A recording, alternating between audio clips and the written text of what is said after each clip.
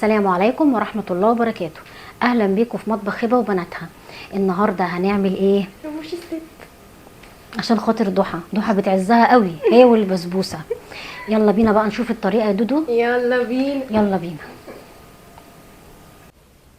هنجهز كوبايتين دقيق، كوباية دقيق سمولينا، كوباية سكر بودرة، نص كوباية جوز هند ناعم، 3/4 كوباية سمنة، وعليهم معلقتين 3 زيت، ونص معلقة صغيرة بيكنج باودر، ومعلقتين لبن بودرة، وذرة ملح، واتنين بيضة. هننزل اول بالسمنة. السمنة 3/4 كوباية وعليهم معلقتين زيت.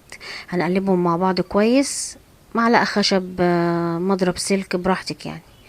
وهتنزلي عليهم بكوباية السكر البودرة، وهتقلبي كويس زي ما انتوا شايفين لحد ما يبقى كريمي خالص يعني حوالي 5 دقايق كده، وهتلاقيها في ايدك كريمي كده زي القشطة كده بالظبط.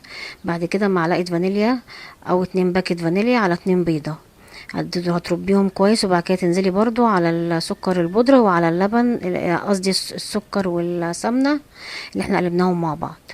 وبعد كده هتقلبي تاني كويس، كل ما تنزلي بمكون تروحي مقلبة كويس لحد اما اللون يبقى زي ما انتوا شايفين كده بيفتح كده. معلقتين لبن بودرة، وبرضو هقلب.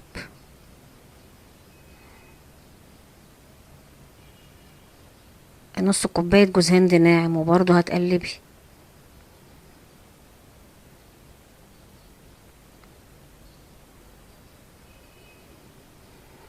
كوباية دقيق سمولينا اللي هو سميد البسبوسة اللي احنا عارفينه.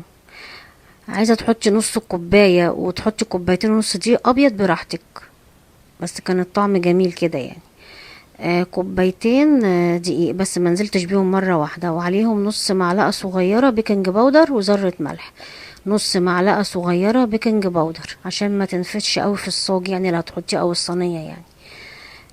انا هنزل بالدقيق كله بس بتأكد عشان احنا عارفين يعني ما يبقاش يعني زيادة احتياطي، يعني تبقى نزلت بكمية الدقيق كلها زي ما انتوا شايفين كده. احتاج الدقيق في ايدي كانت طرية شوية كده. خدت كوبايتين الدقيق كله. بعد كده بقى هجيب صاج مدهون فيه معلقة سمنة صغيرة كده بسيطة قوي. وبعد كده بقى هكورها زي ما تحبي بقى، عايزاها كور صغيرة، عايزاها زي الرموش بالظبط البيضاوية، وبتقفليها من الجنبين كده حاجة بسيطة زي ما انت شايفة.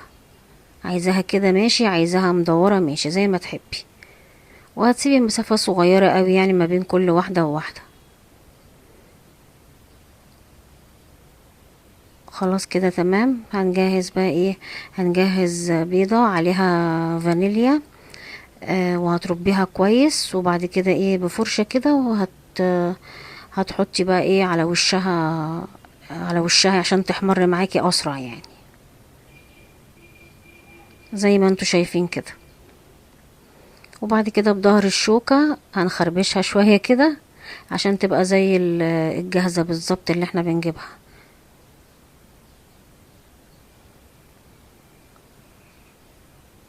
زي ما انت شايفة كده حاجة بسيطة كده بنخربشيها بالظبط.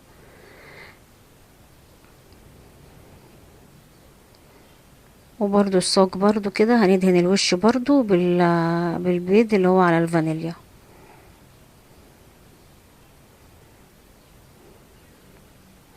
ودخلناها في الفرن على درجة حرارة 180 في الرف اللي في النص حوالي 20 دقيقة.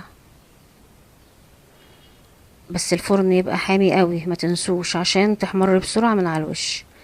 طبعا ده الشربات بتاعها كوبايتين سكر كوبايتين مية، وهنرفعهم على النار حوالي 10 دقايق.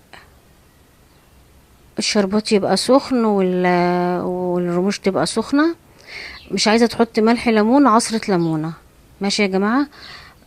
وبعد كده هترفعيها بقى على النار 10 دقايق بس كده. طلعي الصاج وهو سخن والشربات سخن، وبعد كده تغطي على طول. عايزة تغطي بغطا عادي، بفوطة كده، بايه تاني، بورق ألمونيوم المتاح عندك. انا ما كانش عندي ورق ألمونيوم، بس لازم تغطيها يعني اول ما تطلعيها من الفرن زي ما انتوا شايفين كده. خلاص كده خلصنا الرموش، يلا بينا بقى نحضرها. هنا لما غطيتها. يلا بينا نشوف بقى بعد ما نغرفها. وكده شكلها بعد ما خلصناها خلاص. انا عامله رموش الست عشان خاطر ضحى، عيون ضحى. عيون ضحى. طبعا احنا اهي. ما تنسوش بقى اول ما تبتدوا في الرموش تشغلوا الفرن على درجه حراره 180 وتسيبوه يبقى سخن كده، عشان ايه؟ تاخد وش معاكم بسرعه، مش هتضطروا تحطوا تشغلوا شوايه او حاجه. هي كده زي الفل. هي هتخلص، انا بقول نغرفها عشان الصوج يعني هي ما تخلصوش بسرعه. سهر سمعتي زي ايه؟ هي سهر بتعمل رجيم، فعشان كده بتبقى هبطانه على طول. صراحه مش ببطل رجيم. طب نحطها ونرجع له زي ما تحبي. وكده بعد خلاص ما غرفناها بقى في طبق التقديم. طبعا انت ممكن تحطي فيها، ترشي عليها فستق مطحون، سوداني مطحون. وفي واحده دلوقتي هقطع ايديها عشان هتيجي تاكل. طيب ماشي. طب ضحى تقول لنا رايها. انا عايزه اوريكم شكلها، على فكره هي كلها حلوه.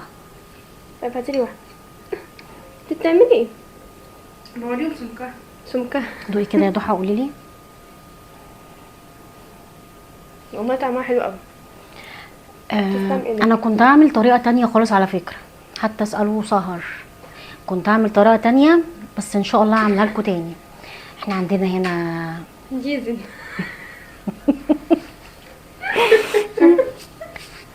مش عايزه منكم حاجه. طب انت عجبتك يا دودو؟ اهم حاجه حبيبتي بالهنا والشفا. طبعا انا بحبها مع الشاي ابو لبن، وضحى بتحبها مع البيبسي جدا. الدكتوره هتجري ورايا. نسلم عليهم بقى. اذا عجبكم الفيديو لايك وشير واشتراك في القناه، والسلام عليكم ورحمه الله وبركاته.